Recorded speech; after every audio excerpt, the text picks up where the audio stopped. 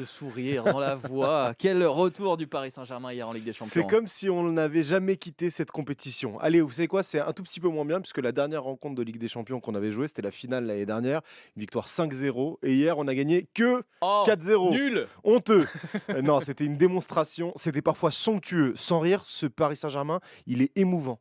Émouvant comme Marquinhos, symbole de ce PSG qui a tant galéré avant de se métamorphoser et qui hier ouvre les scores en étant un des 4 seuls Parisiens dans la surface de réparation de l'Atalanta alors qu'il est défenseur central. Mmh. Qu'est-ce qu'il faisait là, Marquinhos?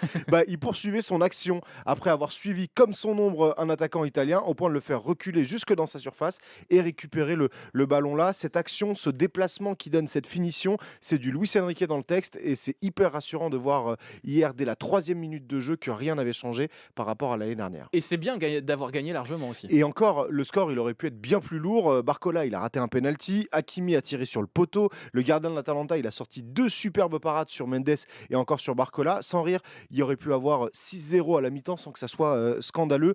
Ce match, hier, a été satisfaisant de 2 manières. Déjà, il nous a rappelé ce qu'on avait vécu l'an dernier, si jamais on avait oublié. Et surtout, il nous a montré qu'on pouvait continuer de le faire et peut-être même encore plus. On parlait l'an dernier d'équipes jeunes. Les jeunes, ils grandissent et ils s'améliorent encore. C'est rare de voir de telles équipes, non? Franchement, si ça continue comme ça, oui. C'est très rare, une fois tous les 15-20 ans en Europe. Mais ce qu'on voit en ce moment, on est tellement privilégié, des joueurs si forts individuellement, mais en même temps si dédiés au collectif, des tauliers tous performants à un niveau élite au même moment avec un but commun que chacun brille. Hier, les niveaux de Mendes, de Kvaratskhelia, de Ruiz, de Vitinha, voire de Marquinhos, Pacho Neves, je vais dire toute l'équipe, c'était complètement dingue. On est privilégié de voir ça depuis le début de l'année 2025, privilégié en tant que Parisien de voir ça chez nous à Paris plusieurs fois par mois, mais aussi privilégié en tant que fan de foot, tout simplement, tant cette équipe réjouit ceux et celles qui aiment ce sport. On n'a qu'une hâte maintenant que ça redémarre. Je compte les heures, je compte les minutes, je compte les secondes avant le prochain match. Et puis en plus, quel Eh match! ben oui, parce que le prochain match, c'est le classique, hein, dimanche à 20h45, Olympique de Marseille, Paris Saint-Germain. Ce sera à suivre